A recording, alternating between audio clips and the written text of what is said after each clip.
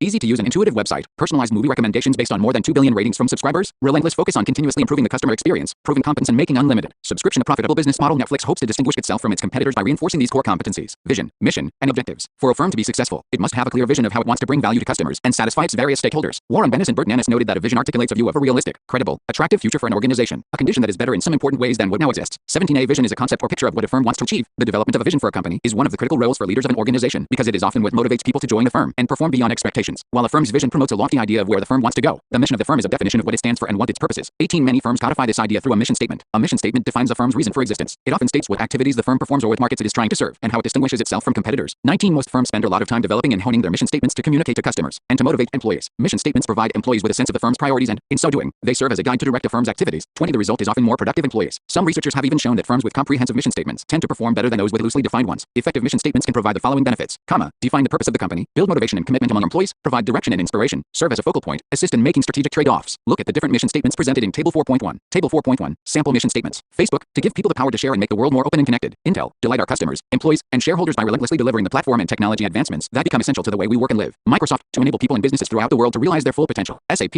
our mission is to help every customer become a best-run business. As you can see from these high-tech companies, most mission statements define the purpose of the firm. Interestingly, many of these mission statements seem to be interchangeable, making them sometimes less effective, as employees perceive them as generic, without the company names next to them. Would you be able to tell which one belonged to Intel or Microsoft? Mission statements are often inspirational and potentially motivating, but they lack specific details on how the missions will be accomplished. The specifics become clearer when the firm's strategy is defined. 23. While the vision and mission set forth an overarching direction for the firm, objectives provide a series of quantifiable milestones or benchmarks by which the firm can track its progress. Objectives outline what the firm hopes to achieve within a specific time frame in a number of areas, including financial performance, market share, and new product introduction. These objectives are usually woven into the annual planning process at most companies. Once a manager has established a vision, a mission, and objectives for the firm, he or she must also define the strategy of the business. The process of analyzing a firm's external and internal environments, as well as the firm's vision and mission, is an input for strategy formulation. 24. It is important to note that strategy is distinct from the firm's vision and mission. It is also different from objectives and tactics. Tactics, such as launching new products, entering new markets, and redesigning the organizational structure, are the actions that a firm takes to enact its strategy. In formulating a firm's strategy, a manager seeks to identify the manner in which a firm can best align its resources to carve out a defensible position in the marketplace. Objectives define what the firm seeks to achieve. Tactics describe how the firm seeks to achieve its objectives, and strategy is the way in which a firm positions itself in the marketplace and aligns its resources around that positioning. Strategy formulation. The development of strategy should be both a planned and emergent process that develops and is adapted over time. The planned component of strategy development involves the systematic assessment of the external and internal environments and is generally derived from a subset of individuals in the firm. They are typically strategic planning resources and line managers who have a solid understanding of the day-to-day operations of the company and the competitive landscape. 26. It is often a top-down process with the CEO and his or her team, outlining the firm's core vision and mission along with the planned strategy. Even with the best developed plans, a firm firm will not anticipate all aspects of a competitive marketplace. It is often difficult to predict the manner in which competitors will respond to another firm's actions or to changing environmental factors. As such, a leader may need to rethink the firm's strategy, objectives, and tactics. Are they still relevant in an evolving business environment? This process of reassessing strategy, objectives, and tactics on an ongoing basis is part of the emergent aspect of the strategy formulation process. 27 Frontline managers are often at the forefront of change in an industry and, as such, they are in a position to understand potential new opportunities or serious threats. Including frontline managers in the reassessment of strategy tends to increase organizational consensus on new tactical moves and boosts the likelihood of successful implementation. 28 While the planned aspects of strategy development are often top-down, the inputs to the emergent aspects of strategy development are more bottom-up. That is, they bubble up from individuals throughout the organization. The strategy development process does not always flow in a linear fashion as shown in Figure 4.2. Rather, it evolves over time. The constantly changing nature of the external environment requires managers to engage in environmental scanning on an ongoing basis to determine its impact, if any, on the firm. Some aspects of a firm's strategy will remain constant for a long period, while other aspects may be more susceptible to frequent changes. Some changes start as a simple tactical maneuver, e.g., offer a discount to clear inventory, but may quickly turn into a major strategic shift, e.g., the organization discovers there is a huge market at a lower price point. Some firms have very stable strategies. This is especially true for businesses in mature industries and in industries that are heavily regulated. In these situations, many aspects of a firm's strategy tend to be relatively consistent and sometimes predetermined. It is unlikely that the actions of one firm will dramatically impact the business environment. In a dynamic, fast-changing industry, strategies and choices that follow from it may be subject to constant change. Managers must develop the ability to identify what aspects of the external environment will impact their firm and what the extent of that impact will be. In these settings, the only constant is change, and it may be hard to pin down a definitive strategy. Groupon, a company that offers discounted prices for local entertainment such as museums, restaurants, and tourist attractions, illustrates the balance between a planned and emergent strategy and how unforeseen market forces can have a hand in changing a company's trajectory. Founder Andrew Mason launched a website, www.thepoint.com, while pursuing a master's degree at the University of Chicago. Determined to expose the truth behind political issues, he wanted to provide a platform to anyone who wanted to raise support for a cause. The website soon drew national press, not for its influence in public life, but for its controversial and at times silly campaigns. For example, one initiative drew hundreds of thousands of supporters for building a dome over Chicago to keep the city warm all year long. Mason struggled to make thepoint.com viable, and it wasn't long before the company was losing money. 30 In reviewing his business model, Mason discovered one important trend. The most successful campaigns were those that banded consumers together to generate massive buying power. With this knowledge, he changed his strategy and, with 7 employees, began contacting local vendors to strike deals for products and services. These local establishments, often with low marketing budgets, had an opportunity to gain thousands of new customers who would otherwise not look at their business. In exchange for this exposure, they would sacrifice profit by splitting sales 50-50 with Groupon. For example, in early 2010, Groupon sold nearly 20,000 tickets for a $25 Chicago boat tour for only $12. The two companies split the $238,000 generated through Groupon's website. By modifying his original strategy, Mason became very successful. By 2010, Groupon expanded into more than 85 cities and was on its way to becoming the fastest company ever to generate $1 billion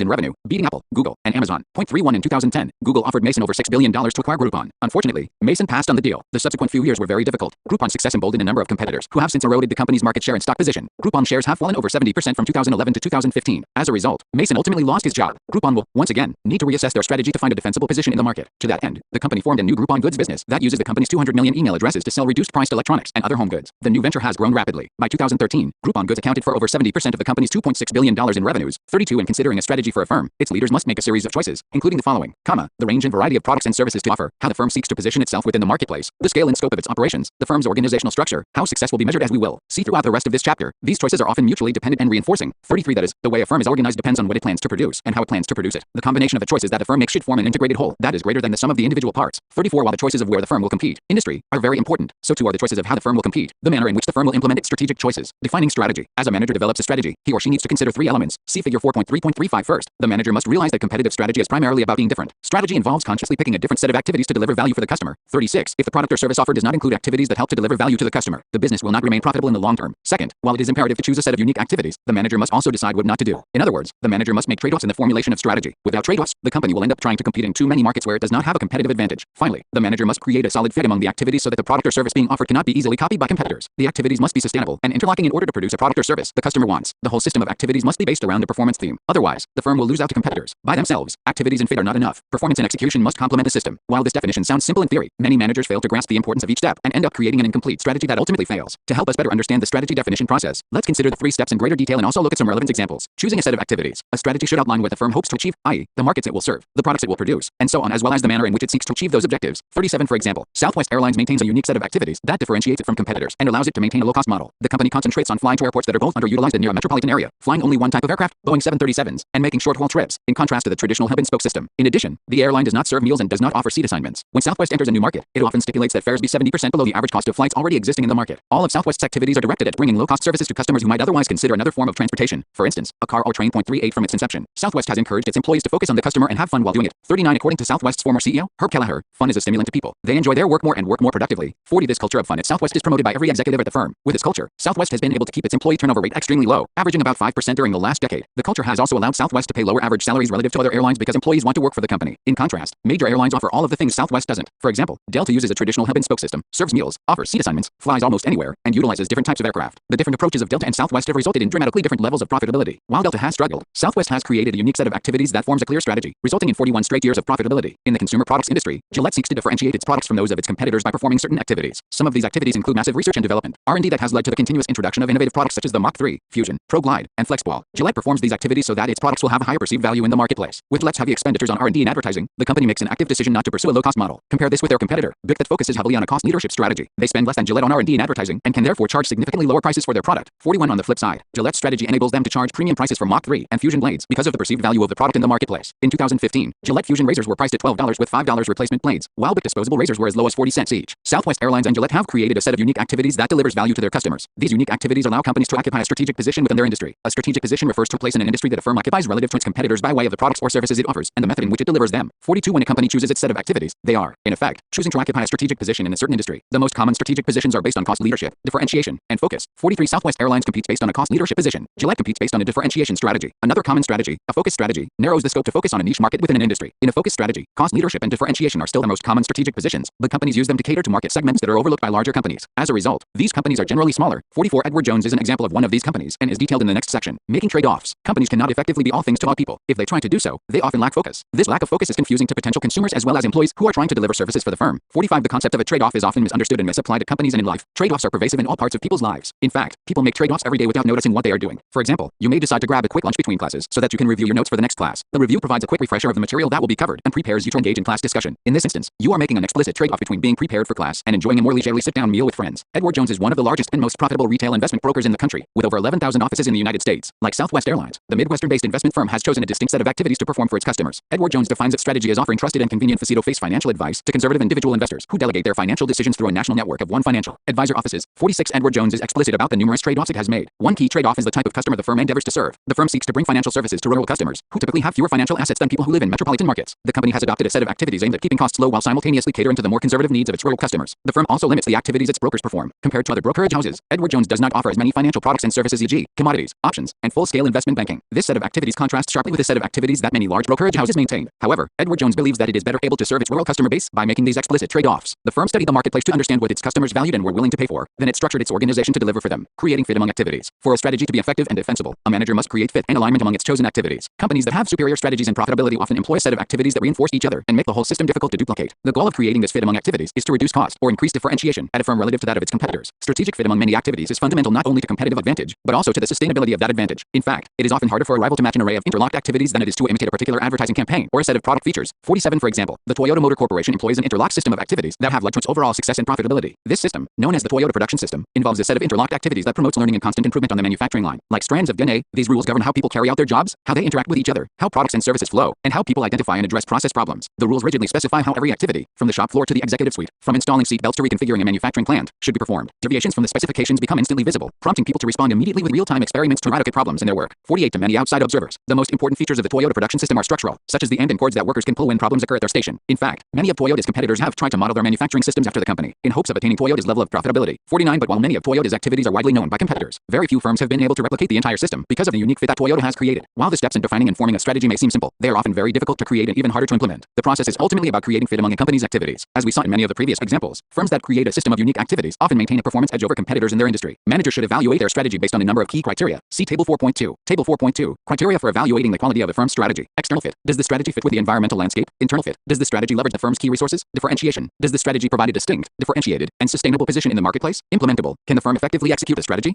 Business level versus corporate level strategy. Throughout most of this chapter, we have discussed a firm's strategy at a very broad level, what it hopes to achieve and how it hopes to achieve it. The manner in which an organization creates and sustains competitive advantage in an industry or a group of industries is driven by two types of strategy: business level strategy and corporate level strategy. See Figure 4.4. We'll briefly describe these two aspects of strategy next. Chapters 5 and 6 will provide greater detail. Business level strategy. Business level strategy entails how a company will compete in a given business and position itself among its competitors. 50 In setting business level strategy, a manager evaluates both the attractiveness of the industry structure and the firm's resources to determine how the firm should compete. Based on these evaluations, the manager typically chooses among three generic strategic approaches: low cost, differentiation, and focus. As was discussed earlier in the chapter, Southwest Airlines has adopted a low-cost business strategy in the airline industry. Gillette has chosen a differentiation strategy in the male-targeted consumer products industry, and Edward Jones has pursued a focus strategy in the investment industry. As we will see in Chapter 5, business strategy is tightly intertwined with industry dynamics and evolution. Corporate level strategy. Corporate level strategy decisions are made at a higher level than business level strategic decisions and typically apply to companies that operate in multiple businesses. They typically include how many industries to compete across, whether to vertically integrate, whether to buy or sell companies, and how to share resources across divisions. In addition, corporate level strategy often entails identifying and developing strategic alliances with other firms. In summary, corporate level strategy is the way a company seeks to create value through the configuration and coordination of multi-market activities. 51 Corporate level strategy essentially defines the portfolio of businesses and approaches of the organization. Different industries have different profitability profiles, and these differences greatly greatly influence the way in which a manager should define his or her firm's business level and corporate level strategies. See Figure 4.5. In the next chapter, we'll introduce a tool called the 5 Forces Framework that will help you better understand what dynamics occur in an industry and how different interactions determine profitability in industries. Regardless of their industry, every firm faces the challenge of how and when to expand globally. Strategies for going global. As the world becomes more integrated, we see firms operating across multiple geographies. Sometimes it is hard to even pin down the country of origin of some companies, as they operate at a very large scale in many geographies. Operating in multiple markets simultaneously can be very complicated. One of the central challenges such companies face is to balance the opposing forces of scale and local responsiveness. At one level, they need to leverage their global scale to take advantage of being big and operating in many markets at once. At the same time, each market requires them to behave and adapt to local market conditions so they can effectively compete with other local competitors. While the names of the various global strategies seem to connote similar approaches and are often used interchangeably, there are significant differences between them. The main differences concern operational efficiency and customization. Some firms seek global strategies to sell more of the same products to a larger potential customer base. These firms are centrally managed and focused on production efficiency and cost effectiveness. Other firms pursue customization to ensure that its products are aligned with local customs and tastes. In this situation, local operations are granted considerable autonomy. Still, other firms pursue a hybrid form of these two approaches by balancing local customization and operational efficiency. Firms use multinational strategies when it is important to be responsive and sensitive to local needs and tastes. This approach usually involves significant customization of a firm's products. Global strategies focus on developing overall scale economies and global efficiency instead of catering to local tastes. As such, a primary goal is cost management. International strategies are a cross between global and multinational strategies. Like a global strategy, it maintains control over subsidiaries, but like a multinational strategy, it allows subsidiaries to develop new products and ideas to match local tastes. The transnational strategy focuses on efficiency, local responsiveness, and organizational learning. Multinational strategy. In the multinational model, the parent company organizes local subsidiaries and gives them autonomy to develop products tailored to local tastes. The local subsidiary may perform all corporate functions at the local level. For example, multinational subsidiaries often perform sales and marketing functions at the local level to account for strong local preferences. Creating several sales and marketing organizations and subsidiaries can be costly. Depending on how the multinational organizes, a firm could have dozens of marketing organizations attempting to localize products according to specific preferences. This practice not only creates additional costs in the system, but also makes coordination among units difficult. Global strategy. In contrast to a multinational strategy, a global strategy attempts to provide a standardized product to all markets. One of the main goals of a global strategy is to take advantage of scale economies in production. By manufacturing products in one centralized location on a large scale, a firm can take advantage of the efficiencies and cost savings that come with massive production. The electronics industry has come to be dominated by firms using a global strategy. In the 1950s and 1960s, introduction of the transistor and integrated circuit reduced the cost of manufacturing and increased the minimum efficient scale of production. As a result, the efficient scale for production of color TVs rose from 50,000 sets per year in the early 1960s to 500,000 sets in the early 1980s. 52 at the same time, R&D and marketing costs increased to a level that prevented more local players from competing in the business. Consumer electronics retailers such as Best Buy also emerged, placing even more pressure on manufacturers to lower their cost structures. Constant technical changes and the homogenization of tastes have continued to fuel the consumer electronics industry's pursuit of world-scale economies. 53 Many Japanese competitors such as Matsushita used this form of global strategy to dominate consumer electronics markets in the 1970s. Under its Panasonic name brand, the Japanese company achieved high profits and market share by producing fairly standardized consumer electronic products in its centrally located plants. More recently, Apple has adopted this strategy in the dissemination of its iPhone, iPod, and iPad products. But while this strategy has worked for products that are conducive to standardization, it does not work for all products. Local markets often differ in their tastes and preferences. When considering a global strategy, a manager must consider if the company's products can be standardized for all geographic markets, or if they need to be customized to fit local tastes and preferences. International strategy. An international strategy combines elements of multinational and global strategies. Like a multinational strategy, international strategies focus on using foreign subsidiaries to produce and distribute products. Like a global strategy, critical processes such as R&D are performed by the parent company in its home market. In a sense, firms that pursue an international strategy compete in markets that do not require high levels of local customization or low-cost production through economies of scale. With international strategies, local subsidiaries rely on the parent firm for core processes and for the diffusion of technology and other innovations. This model allows the parent firm to tightly control the development of products and innovation. However, this model is not particularly useful for adapting products to local preferences or achieving economies of scale. Transnational strategy. The key attribute of the transnational firm is the ability to balance strategy among three factors: efficiency, local responsiveness, and organizational learning. Because some markets may require more local responsiveness than others, this flexibility enables a firm to respond to dynamic environmental factors. Firms using a transnational strategy develop flexibility by balancing scales of efficiency while responding to local needs. For example, some production may be centralized to a few locations in order to take advantage of low costs and scale economies, and other production activities may be conducted at the local level in order to adapt to local preferences. As part of this strategy, the transnational centralizes some resources at home and distributes other resources among global units, which can result in a complex configuration of assets and capabilities. 54 A transnational firm must also have the ability to share and diffuse information across the entire firm. For example, Intel relies on foreign subsidiaries to help the company spot innovation trends and markets around the world. For much of its history, Intel focused on processor chips to achieve growth, and it fueled 20% annual growth throughout the 1980s and 1990s. But in the late 1990s, with growth slowing down, Intel decided to broaden its business focus to include networking devices, wireless phones, information appliances, and anything related to e-commerce. To help with this transition, Intel spent $6 billion acquiring 12 companies in 1999 alone. 55 Many of the firm's important technologies, such as flash memory, were discovered or developed in foreign markets and later diffused throughout the company. 56 Managers have numerous options to consider when forming a global strategy, and they must match their firm's strategy to the global business environments in which it competes. When Weber, maker of the iconic cooking barrel grill, decided to ship their products to India, they created the Weber Experience Center in Bangalore to teach Indians about the practice of grilling. The Indian market had some inherent challenges, not the least of which was that most Indians are vegetarian. Indians also do not tend to have large backyards where grills are commonly placed in the United States. Despite these challenges, the Indian market had some strong opportunities such as the common practice of grilling vegetables, fish, and pizza. In addition to teaching the advantages of grilling in India through the Weber Experience Center, Weber heavily marketed their smallest grill, a 145 inches grill called the Smoky Joe. This portable grill has also been a key to Weber's success in China. Market entry strategies. Determining which country to enter depends on its market and learning potential. 58 Market potential refers to the overall market size of a particular region and its growth prospects. For many companies like Weber, emerging markets such as China are attractive because of the growth of the middle-class population. As consumers in emerging markets start earning higher incomes, they will demand more commodities. Following market selection, a manager needs to decide on a mode of entry. First, a manager must decide the extent to which a firm will export its goods or produce them locally. 59 Second, a manager must decide whether the firm will own all of the production assets or share ownership with another party. Within this dimension, a manager can choose low ownership structures, such as franchising or licensing, or higher ownership structures, such as alliances or joint ventures. In other cases, firms can choose total total ownership through a wholly owned subsidiary. Let's look at the 4 major forms of market entry to help us discern which mode is appropriate for different situations. Exporting. The practice of exporting involves shipping a firm's products from its domestic home base to global markets. For example, toys made in China are shipped to the United States. To accomplish this task, a firm usually contracts with international officials to transport and distribute its products in global markets. The practice of exporting has positive and negative outcomes. On the positive side, exporting provides many firms an opportunity to begin the global expansion process in an inexpensive and low-risk way. On the negative side, one of the biggest challenges of an exporting strategy is the loss of control over sales and marketing in the international market. This occurs when a firm cedes control to a foreign group that may not understand the product and sales process as well as the firm does. A firm can avoid this challenge by managing the sales process itself. Exporting is also susceptible to political or economic instability and can be dramatically impacted by tariff legislation. Licensing and franchising. Two other low-cost methods that firms entering foreign markets can use are licensing and franchising agreements. Licensing is a contractual arrangement whereby the licensor, selling firm, allows its technology, patents, trademarks, designs, processes, know-how, intellectual property, or other proprietary advantages to be used for a fee by the licensee. Buying firm. 60. The majority of international licensing involves technology transfer among industrialized nations. Licensing agreements also occur in other industries, consumer products, food, and entertainment. In 2005, MTV Networks and Warner Music Group announced a licensing agreement that would allow MTV to include Warner's music video catalog and programming it sells over mobile phone networks worldwide. 61. Licensing allows many firms to test a foreign market before seeking a higher impact entry strategy. However, licensing can involve many risks, the most important being the potential loss of proprietary advantage. 62. When Angela Ahrendts took the helm of Burberry in 2006, she was concerned by the way in which the firm had licensed its products. In her view, the company had too aggressively licensed the Burberry name, creating a global presence that lacked cohesion and consistency. One of her first acts was to buy back the licensing rights and redirect them to products that were aligned with the company's positioning as a high-end, hip brand for young, wealthy consumers. 63. As a market entry mode, franchising shares many similarities with licensing. Franchising is an organizational form where the franchisor, parent company owner, of a service, trademark product, or brand name allows the franchisee to use the name in return for a lump sum payment or royalty, while conforming to required standards of quality and service. 64. While licensing most often occurs between manufacturing firms, franchising is used by service firms such as hotels and fast food chains. Yum! Brands, which runs the Kentucky Fried Chicken, Pizza Hut, and Taco Bell chains, has embraced franchising for their expansion efforts. See figure 4.6. By 2013, almost 75% of Yum's outlets were franchises, and many of them were in international markets. For example, more than 65% of Kentucky Fried Chicken's KFC 14,000 outlets are located outside the United States. 65. Yum has made a concerted effort to target Africa for its most recent expansion plans, trying to tap into the growing urbanization and consumerism of major African cities. Yum has almost 1,000 KFC locations in 17 African countries with plans to add more in the near future. Like licensing, franchising is a low-cost means of market entry. Typically, the franchisor provides the brand name and other managerial processes, while the franchisee assumes most or all of the capital risk. The firm does not control much of the operations or quality of service in franchise locations. For example, a hotel franchisee in an overseas market might delay upgrading the decor of rooms, despite a contract stating that it must update room furnishings every 5 years. In practice, the corporate parent may have a difficult time enforcing this guideline because revoking a franchise agreement is often a long and arduous process. Joint ventures and alliances. In a joint venture, two firms come together to form a new company in a market. Joint ventures were popular with many firms looking to expand in the Chinese market in the 1980s when the country was not as open to international expansion as it is today.